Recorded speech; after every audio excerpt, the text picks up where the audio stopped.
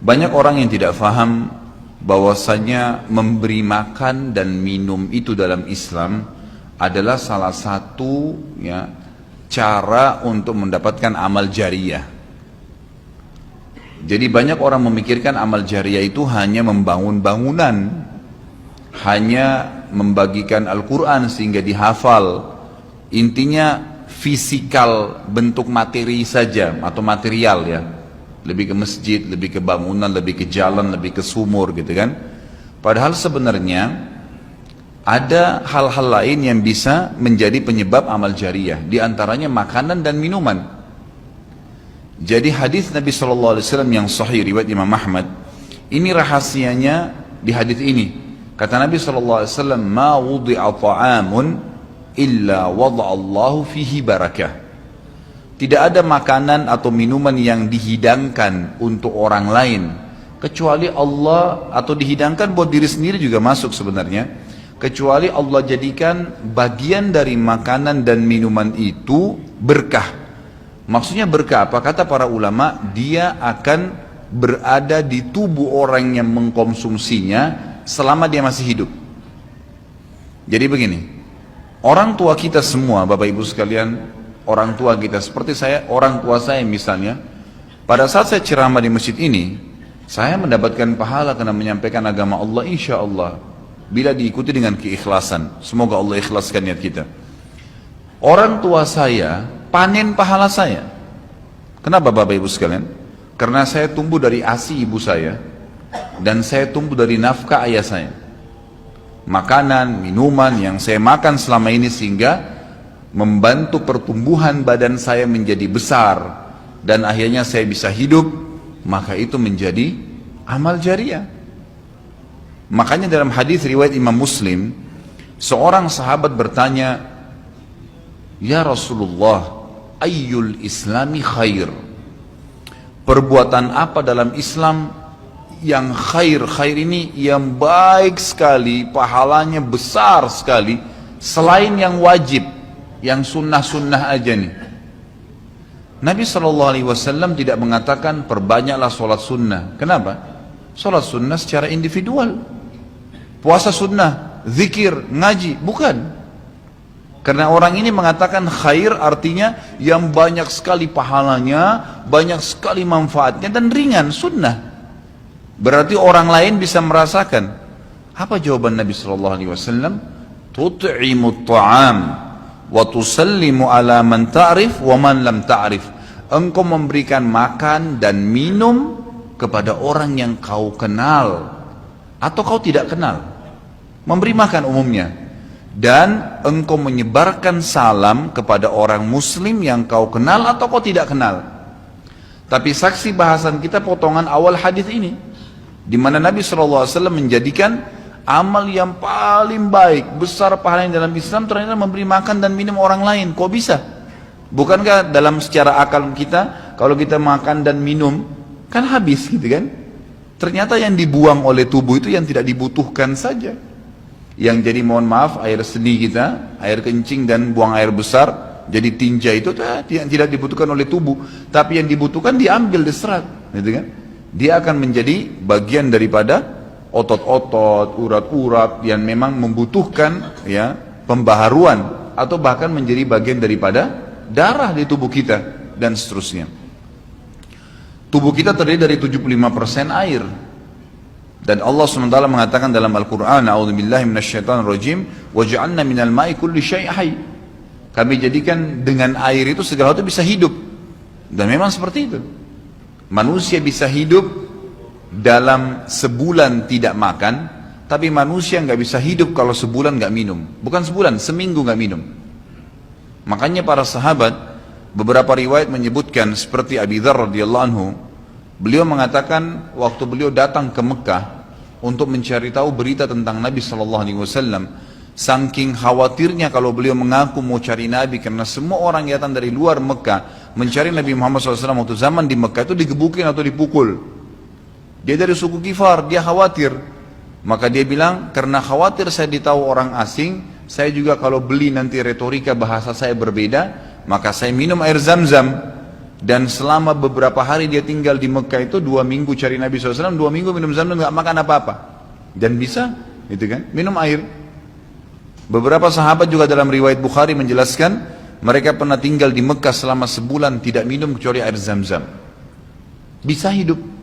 Apalagi memang Zamzam punya kelebihan ya. Zamzam itu kata Nabi SAW adalah makanan dan minuman yang menyehatkan dan mengenyangkan.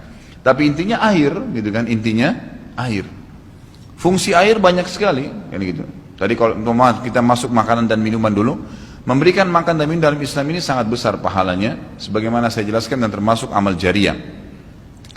Di dalam Islam ada beberapa kegiatan yang kita disuruh untuk memberikan makan dan minum orang, seperti misalnya membuka puasakan orang lain dengan minum dan makan, dan dijanjikan pahala yang besar. Man fattara sha'iman kana lahu mithlu ajri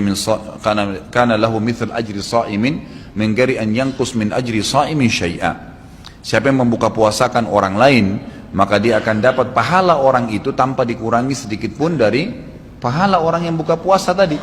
Dan Umar bin Khattab radhiyallahu anhu pernah memanen pahalanya 1 kota Madinah di zaman khilafah beliau dengan air. Jadi zaman khilafah beliau di akhir hidupnya, atau maaf di akhir khilafahnya beliau sempat di akhir Ramadan juga, bukan di akhir khilafah, mohon maaf, di akhir Ramadan, dia salah 1 tahun khilafahnya beliau sempat ingin membuka puasakan orang, sudah mau habis Ramadan, ingin dapat pahala. Waktu itu beliau jadi khalifah, jadi raja, diiklankanlah di Madinah. Ya, dia bilang pada pembantunya, gulamnya, tolong iklankan kalau saya akan buka puasakan orang. Ingin cari pahala, orang semua diiklanin. Amir Mu'minin bin Khattab mengundang buka puasa. Orang-orang pada berbondong-bondong datang. Yang undang siapa? Raja. Yang orang bayangkan ini akan ada kambing bakar, yang akan ada ini, akan ada itu, macam-macam. Raja yang undang, gitu kan. Ternyata Bapak Ibu sekalian, waktu sudah ngumpul semua jemaahnya, masyarakat depan rumah Umar menyuruh membagikan gelas-gelas yang zaman itu memang terbuat dari tanah liat. Kemudian dibagikan satu-satu dan disuruh antri di sumur, gitu kan? Karena memang mereka minumnya di sumur waktu itu, tidak ada sumber air yang lain, gitu kan? Mereka antri di sumur, lalu mereka ambil isi air masing-masing di sumur itu, antri kemudian sambil duduk. Setiap kali seseorang di antara mereka dituangkan air di gelasnya, mereka berkata, mungkin sebentar keluar kurmahnya, makanannya dan seterusnya. Begitu terdengar azan, kata Umar kepada pembantunya, sampaikan kepada seluruh muslimin, silakan berbuka puasa dengan air yang ada di tangan mereka. Maka dia pun mengatakan, silakan buka puasa, dan selesai segelas air ini, maka selesai buka puasanya Amir Mu'minin. Gitu. Orang akhirnya bubar, tapi pada saat itu orang faham, Umar bin Khattab ingin mencari pahala orang, gitu kan? Ingin mencari pahala saja. Dan ini sudah saya tekankan, kalau menjelang Ramadan, Anda juga bisa ikuti pengajian saya di YouTube, ada judulnya Dahsyatnya Ramadan. Salah satunya itu kalau tiba Ramadan, ikhwah, maka maksimalkan waktu membuka puasakan orang. Apa susahnya membeli sedus air, ya, air mineral, berapa harganya? 20.000, 30.000, 20.000 rupiah kalau nggak salah ya. Air mineral gelas, isinya berapa? 40 sekian. Baik, kalau kita bagiin di masjid, satu orang minum 1 gelas, kita dapat 48 pahala orang buka puasa. Nah, itu luar biasa, hanya dengan 20.000 rupiah. Tapi anehnya banyak orang tidak mau amalkan, padahal itu termasuk selain amal jariah, dapat juga pahala buka puasakan orang lain. Nabi SAW dan juga merupakan ciri para nabi-nabi, mereka itu paling senang mengikram tamunya, dan beliau menjadikan sebagai sebuah prinsip dasar dari iman kepada Allah dan hari akhir, sebagaimana beliau bersabda dalam hadis Bukhari Muslim, man kana yu'minu billahi wal yawmil akhir falyukrim daifahu. Siapa yang beriman, mengaku beriman kepada Allah dan hari akhir, maka dia harus mengikram itu, melayanin, memberikan makan dan minum, ya, mengucapkan tutur kata yang baik bagi tamunya. Intinya memberikan makan dan minum dalam Islam ditekankan sekali. Karena itu juga termasuk, ya, amal ibadah, amal jariah dan amal ibadah yang akan mendapatkan pahala. Jadi ada 2 sisi pahala yang didapatkan selain amal jariahnya. Selama dia makan dan minum, kemudian itu masih ada di dalam tubuhnya, maka berarti itu akan terus menjadi amal jariah. Kata para ulama, dia akan terus menjadi amal jariah pada saat seseorang tumbuh besar. Kayak kasus seseorang manusia tadi, orang tuanya, ayahnya carikan nafkah yang halal, ibunya kasih ASI, dan dia tumbuh besar dari situ. Tumbuh besar ini ternyata menjadi otot-ototnya, menjadi komponen dari tubuhnya. Kemudian dia menjadi besar, lalu dia menikah. Dari komposisi tubuhnya tadi, ternyata ada yang mengalir di sperma dia kepada anaknya. Kemudian anaknya tumbuh besar juga dari situ, dan seterusnya. Jadi amal jariah selama masih ada manusia itu. Jadi seperti itu luar biasanya gitu. Di antaranya tadi saya bilang, kita bisa mendapatkan pahala dengan buka puasakan orang. Yang kedua, mengikram orang. Mengikram ini memberikan, menyuguhkan sesuatu buat tamu. Ya. Termasuk ya, yang dianjurkan adalah sering-sering ya, mentraktir orang lain. Ada kultum saya itu. Subhanallah, saya isi salah satu pengajian di salah satu kantor di Sudirman ini. Sampai saya dibisikin, Ustaz, setelah saya nonton di YouTube ceramahnya Ustaz tentang traktir, ini teman-teman semua pada berebut nih, saling traktir-traktiran gitu. Jadi nggak lagi nunggu temannya yang bayar, tapi dia yang bayar duluan. Ternyata itu amal jariah ya Ustaz ya. Oh iya, amal jariah.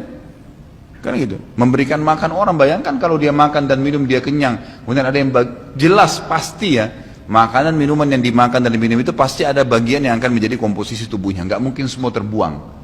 Maka itu berarti akan jadi amal jariah. Apalagi kalau dasarnya yang kita berikan makan orang-orang yang bertakwa, orang soleh, luar biasa, makin kuat dia beribadah.